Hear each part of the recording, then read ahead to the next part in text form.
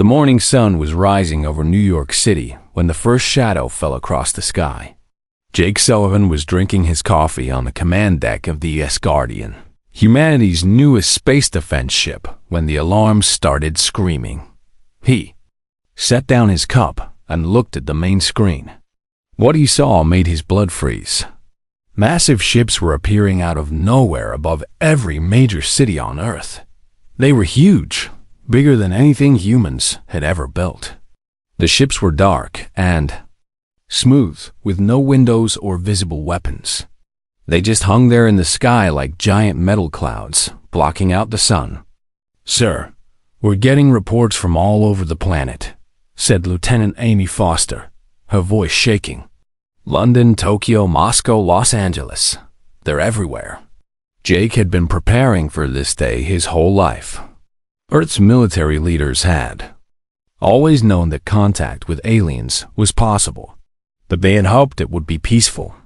The sight of these enormous warships told him this was not going to be a friendly visit. "Get me a connection to Earth Command," Jake ordered. "And prepare all weapon systems." Within minutes, his screen showed the face of General Danny Cooper, Earth's top military commander. The general looked tired and worried. "Jake, we've got a situation," Cooper said. 37 ships have appeared over our major cities. They're not responding to any of our radio signals. Our scientists are trying to figure out where they came from. "Any signs of attack?" Jake asked. "Not yet, but I don't think they're here to talk. I'm putting all forces on high alert. You're our best ship out there, Jake. Keep your eyes open." The screen went dark, and Jake turned to his crew. He had 50 good men and women under his command. They were brave, but they had never faced anything like this. Neither had he. "Listen up, everyone," Jake said. "We don't know what these aliens want, but we need to be ready for anything. Check all systems. Make sure our weapons are loaded and our shields are working." Dr. Lisa Parker, the ship's science officer, was studying the alien vessels through her instruments. She had spent years studying the possibility of alien life, but seeing it with her own eyes was different. "Commander," she said, "I'm picking up strange energy readings from their ships. The technology is unlike anything we've ever seen. Their power sources alone must be 100 times stronger than ours." Jake felt a knot form in his stomach. If these aliens were this advanced, how could Earth possibly defend itself? The answer came an hour later. The alien ships began to move. Small fighter craft poured out of the huge ships like angry bees from a hive. They were fast and deadly, with weapons that fired beams of pure energy. The first targets were Earth's military bases and government buildings.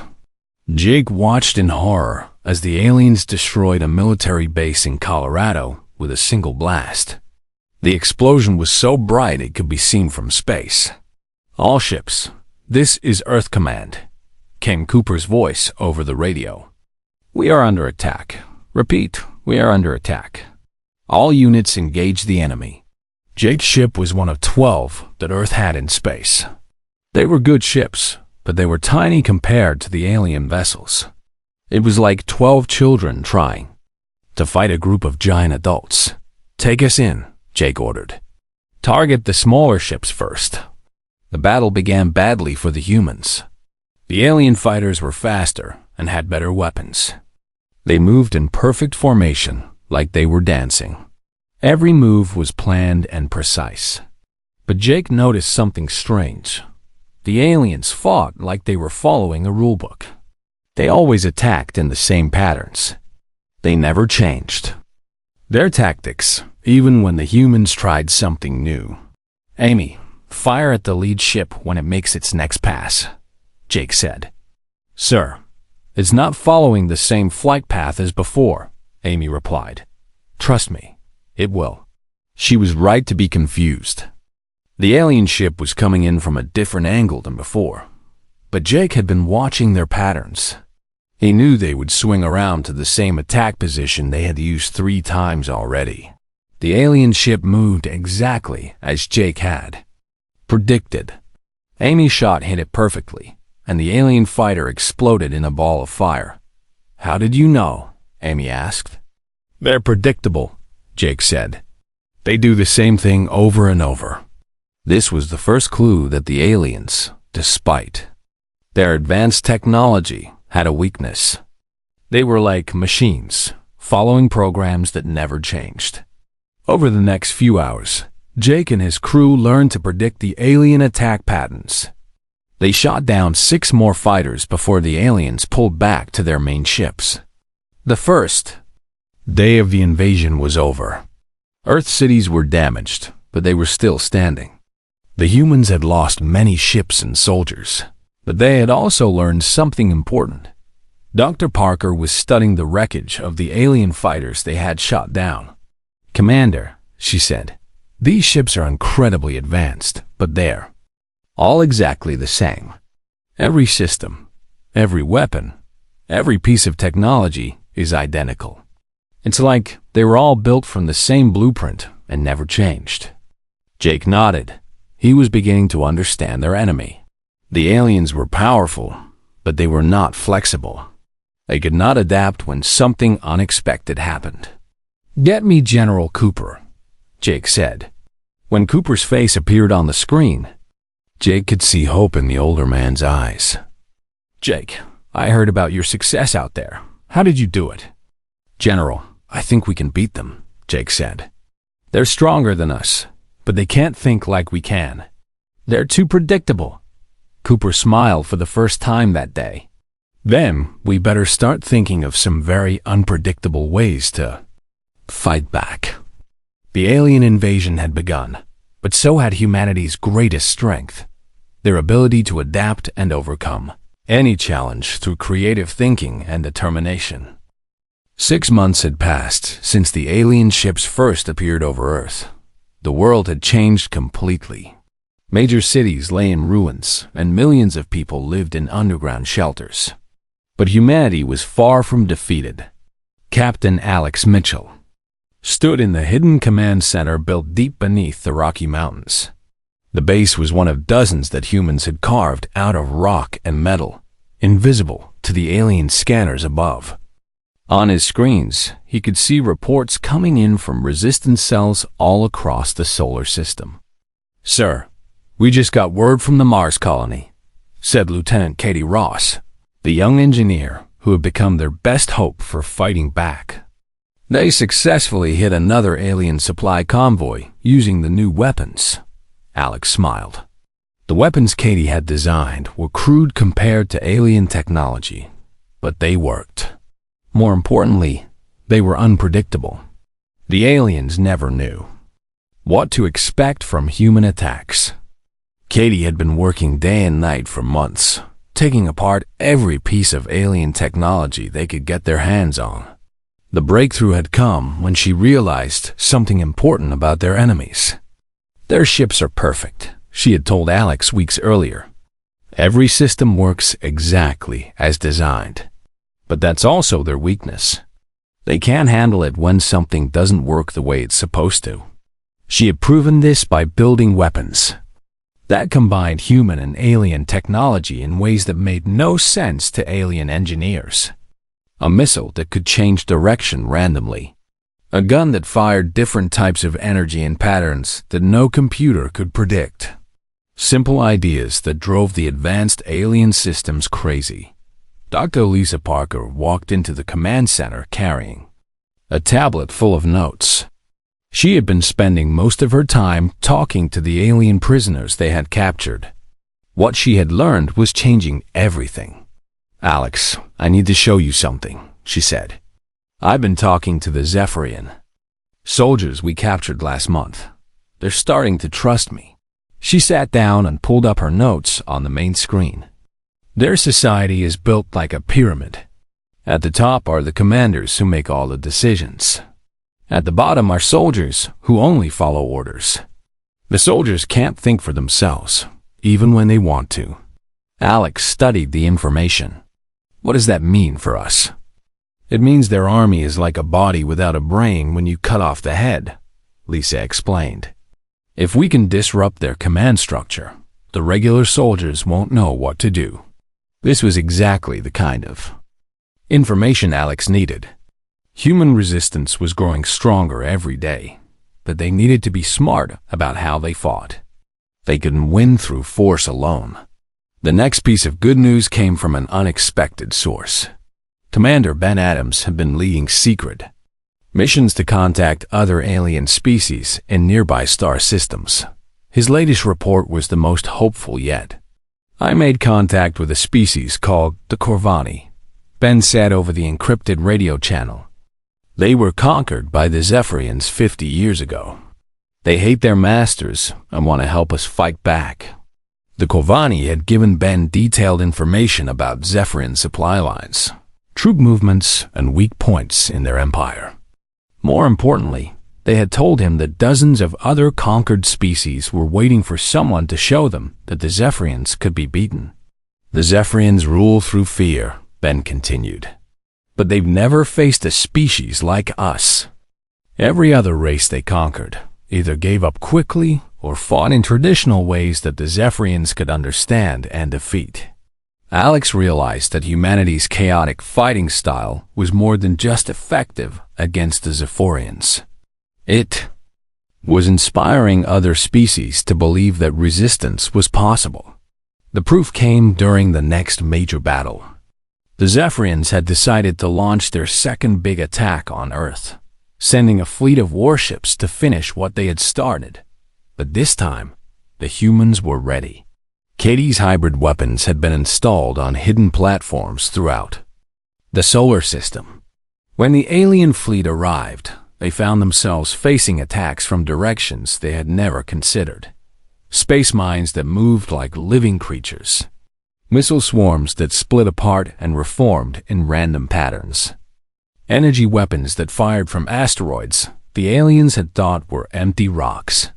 Alex watched the battle from his command center, coordinating attacks from dozens of different locations. The key was to never let the aliens predict what would happen next. Squadron 7, hit them from below, he ordered.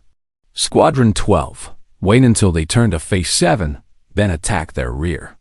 The alien fleet was larger and more powerful than anything the humans had, but they couldn't adapt to the constantly changing tactics. Their ships were designed to fight other organized fleets in predictable battles. They had no idea how to handle enemies that appeared and disappeared like ghosts. Dr. Parker was monitoring alien communications during the battle. What she heard confirmed their theories about Zephyrian weaknesses. Their commanders are panicking, she reported. They keep asking for orders from higher command, but the attacks are happening too fast. By the time they get permission to change tactics, we've already moved on to something else. The battle lasted 3 days. When it was over, the alien fleet had been forced to retreat for the first time since the invasion began.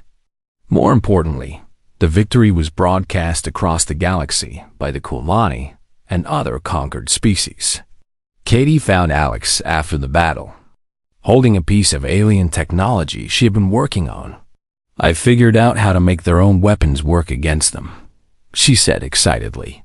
We can take their energy systems and make them overload in ways they never designed for. Alex looked at the device. It was a perfect example of human thinking. Instead of trying to build something better than alien technology, Katie had found a way to make their perfect systems destroy themselves.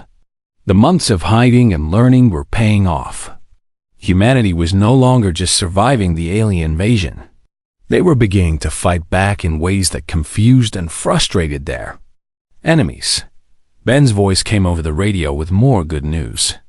I just got word from 3 more species that want to join our resistance. The word is spreading that humans can beat the Zephyrians. Alex realized that they had passed an important turning point. The aliens had come to Earth expecting an easy victory over a primitive species. Instead, they had awakened something they didn't understand: human creativity and the refusal to give up, no matter how impossible the odds seemed. The real war was just beginning, but for the first time since the invasion started, Alex believed they could win.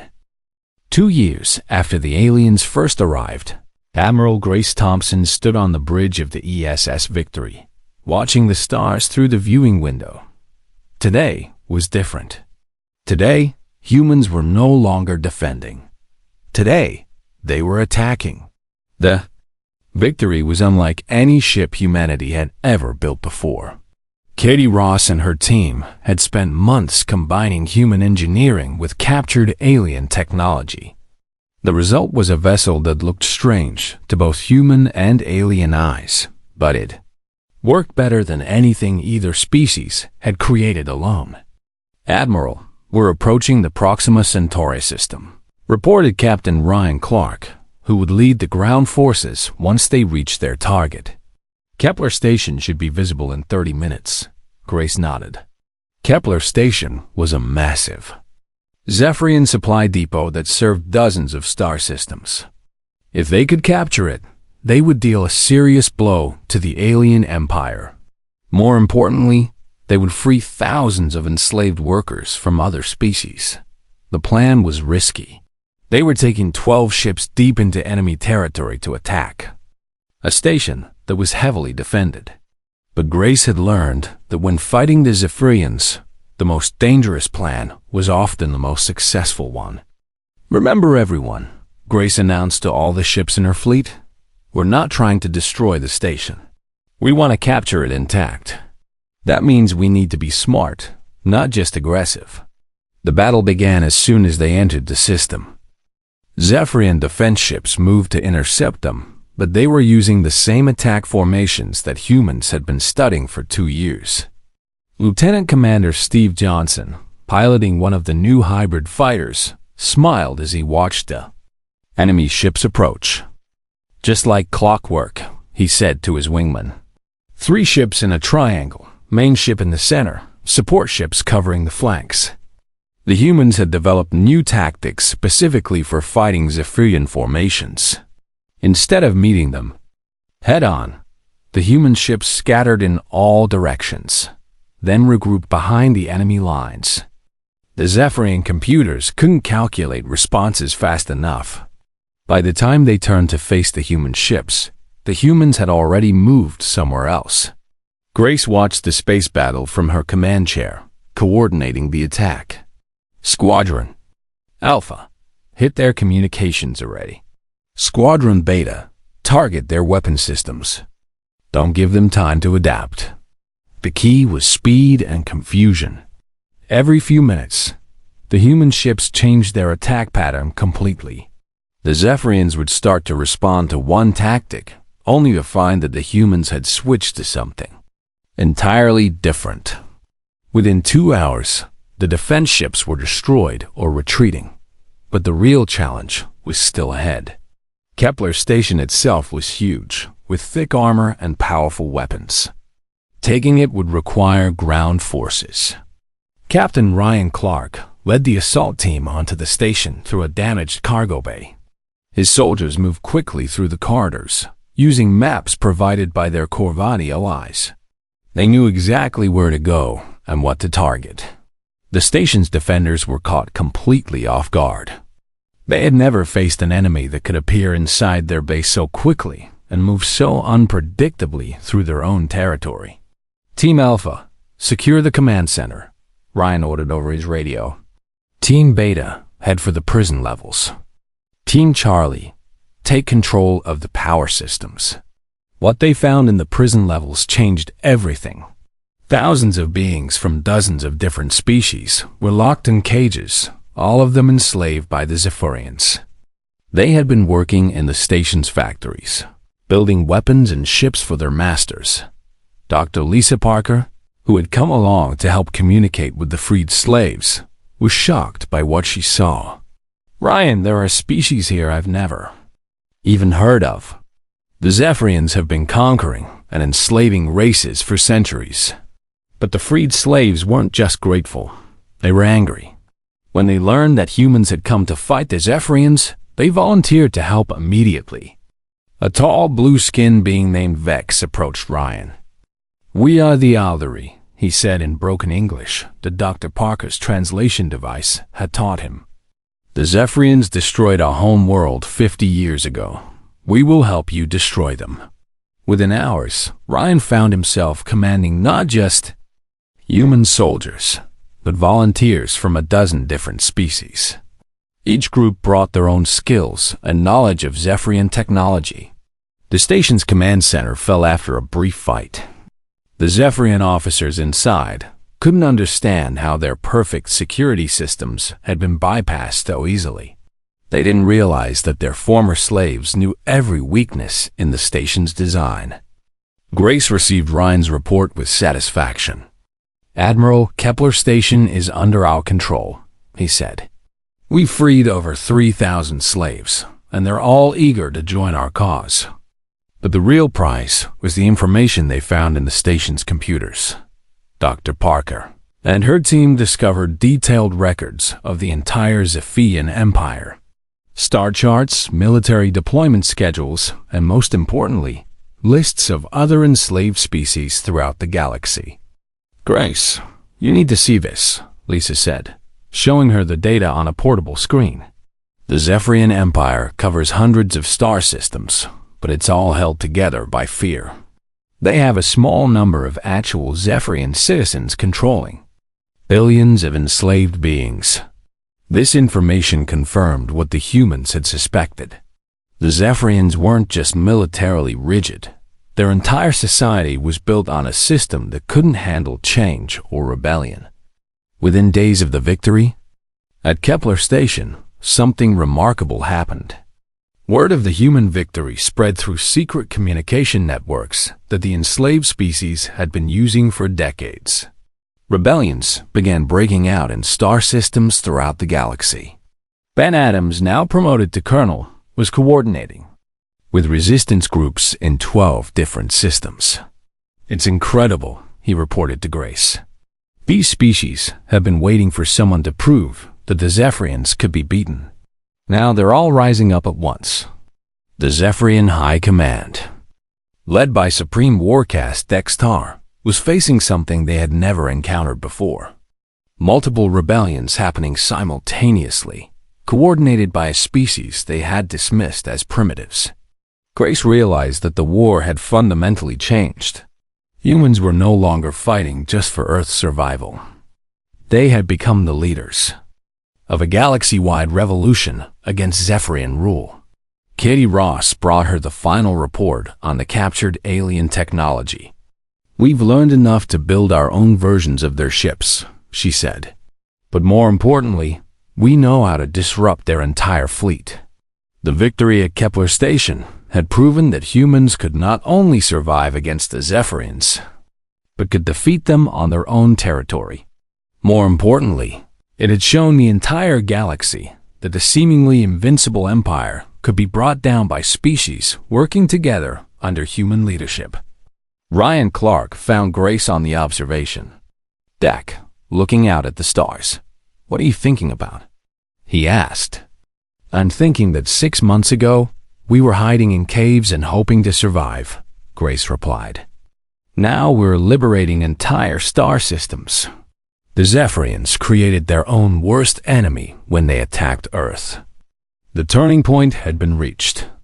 Humanity was no longer the underdog fighting for survival. They were the leaders of the largest rebellion in galactic history. 5 years had passed since the first alien ships appeared over Earth.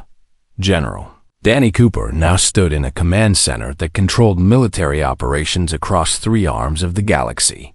The small resistance that had once hidden in mountain caves had become the largest military force the galaxy had ever seen.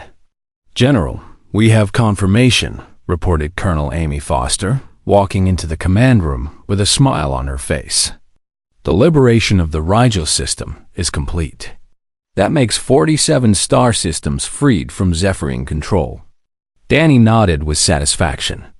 Amy had become one of his best field commanders, known throughout the galaxy for her ability to win battles that seemed impossible.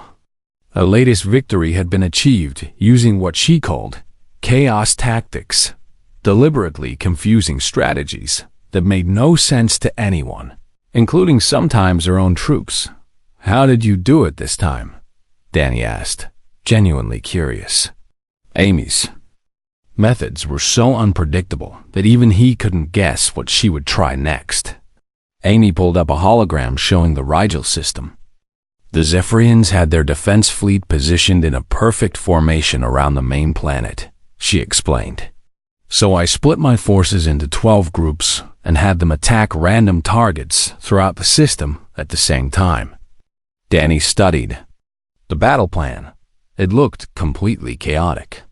"That makes no tactical sense at all." "Exactly," Amy grinned. "The Zephyrian computers tried to calculate the best response, but there wasn't one. They couldn't figure out which attacks were real and which were distractions. By the time they realized we were serious about all of them, it was too late." This was the key to humanity's success. While other species fought in organized, predictable ways, humans had learned to embrace chaos as a weapon. They did things that made no sense to logical minds, and that drove the Zephyrian war computers completely crazy. Captain Steve Johnson entered the command center, fresh from his latest mission. He had been leading the assault on Vega Prime, one of the most heavily defended Zephyrian worlds. "General, Vega Prime has fallen," Steve reported. "The Zephyrian garrison surrendered after we took their main command center." "Any casualties?" Danny asked. "Surprisingly few," Steve replied. "The Zephyrian soldiers didn't know what to do when their commanders stopped giving them orders. Most of them just stood there waiting for instructions that never came. This had become a common pattern. The Zephyrian military was so dependent on their command structure that ordinary soldiers became helpless when separated from their officers. Human forces had learned to target communication systems first, cutting off the flow of orders and leaving enemy troops confused and unable to act. Dr. Lisa Parker walked in carrying her latest research.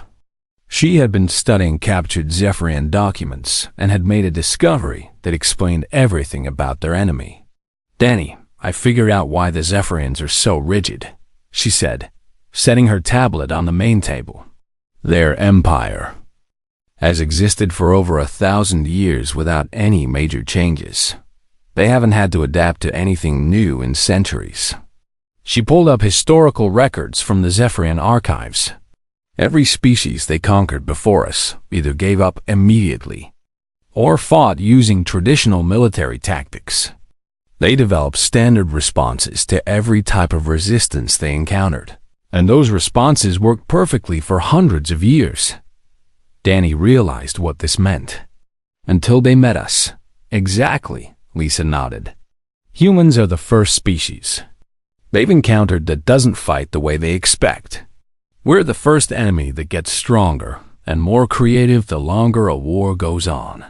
The proof of this was happening throughout the galaxy.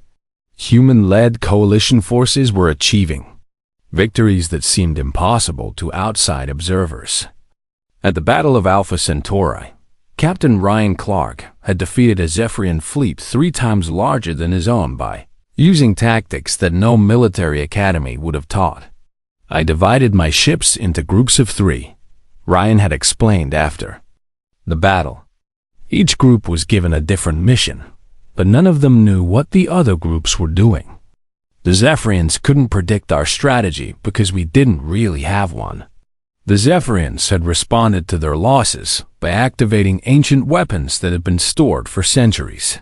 Supreme Warcastex Tar had ordered the use of planet-killing devices that were supposed to end the rebellion quickly. But even this desperate measure failed.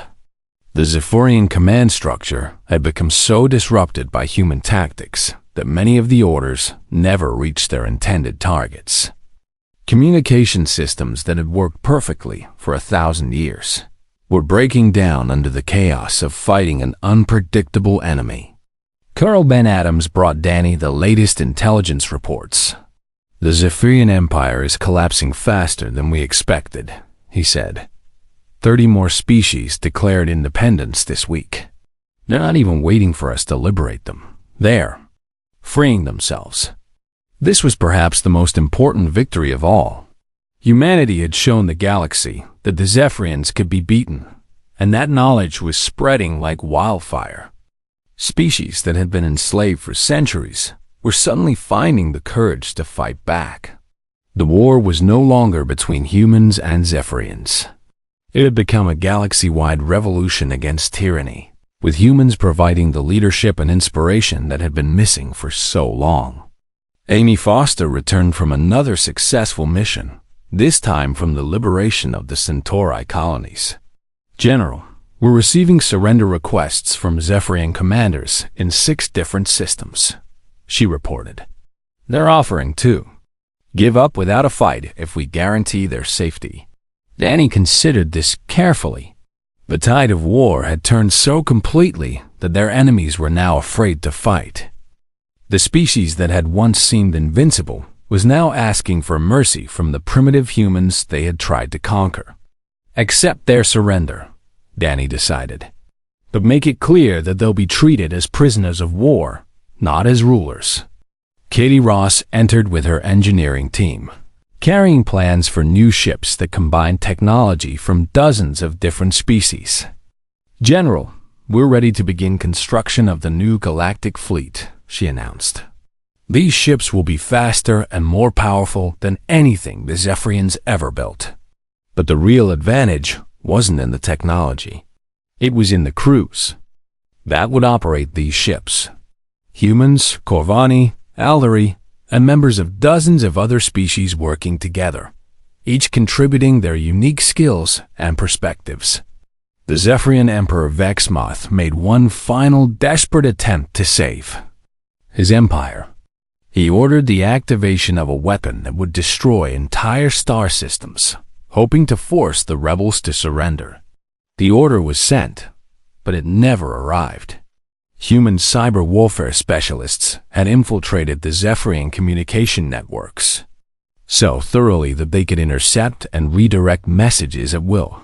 The doomsday weapon remained silent. Danny looked at the reports coming in from across the galaxy. Everywhere, the story was the same. Zephyrian forces were surrendering, retreating, or simply abandoning their posts. The empire that had ruled through fear for 1,000 years was crumbling in just 5 years. How did we do it? Amy asked, studying the strategic maps that showed human-controlled territory expanding every day. Danny thought about the question carefully. "We did something they never expected," he said finally. "We refused to fight their war. Instead, we made them fight ours." The Zephyrians had prepared for every type of conventional resistance. They had not prepared for an enemy that thrived on chaos, adapted constantly, and turned every disadvantage into a strength. The galaxy was about to have new leaders, and those leaders were human. 10 years had passed since the Zephyrian ships first darkened Earth's skies. President Helen Carter stood on the balcony of what had once been the Zephyrian Imperial Palace on Zephyr Prime, looking out over a city that was rebuilding itself. The fear that had once filled these streets was gone, replaced by hope and the sound of construction. "Madam President, the ceremony is about to begin," said Admiral Jake Sullivan, the same man who had commanded humanity's first desperate defense. He wore the uniform of the Galactic Federation, an organization that had grown from a small human resistance into the largest government the galaxy had ever known. Helen nodded and walked back inside to the Great Hall where representatives from over 200 species had gathered. Today would mark the official end of the Zephyrian Empire and the beginning of something new.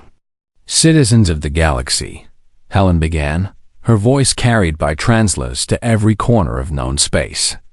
10 years ago, the Zephyrians believed they were conquering another primitive world. Instead, they awakened something they could never understand: the human spirit of freedom. In the audience, she could see familiar faces. General Danny Cooper, now in charge of galactic defense; Dr. Lisa Parker, who would become the galaxy's leading expert on interspecies cooperation. Kitty Ross, whose engineering innovations had revolutionized space travel. All of them had played their part in the greatest victory in galactic history. Admiral Alex Mitchell stepped forward to give his report on the final surrender of Zephyrian forces. His fleet, now the largest in the galaxy, had accepted the surrender of the last holdout systems just days before. The Zephyrian military has been completely disbanded, Alex announced. Their leadership has agreed to stand trial for crimes against the galaxy's free peoples. The age of their empire is over. The crowd cheered, but Helen knew that victory in war was only the beginning. Building a lasting peace would be even harder than winning the battles had been. Colonel Amy Foster, now promoted to general, had been working with representatives from dozens of species to create the new Galactic Defense Course. The military doctrine they had developed was revolutionary. Instead of rigid command structures, it emphasized flexibility, creativity, and the ability to adapt to any situation. Our new defense force will never make the same mistakes the Zephyrians did, Amy explained to the assembly. We will train our officers to think independently and our soldiers to adapt to any challenge. Most importantly, we will never forget that our strength comes from working together, not from ruling over others. The secret to humanity's success had become clear to everyone. Dr. Parker's final research report had been distributed throughout the galaxy, explaining exactly how a technologically inferior species had defeated the most powerful empire in known history. Humans possess a unique combination of traits, she had written. They adapt quickly to new situations, think creatively under pressure, form alliances with diverse groups, and maintain hope even when facing impossible odds. Most importantly, they improve and evolve constantly, never becoming satisfied with past victories. Captain Steve Johnson, now an admiral himself, had been tasked with establishing defense academies throughout the galaxy. These schools would teach the tactics that had defeated the Zephyrians to officers from every species in the Federation. The key lesson, Steve told his first class of multi-species cadets, is that there is no perfect strategy. The moment you think you have found the one right way to do something, you have already lost.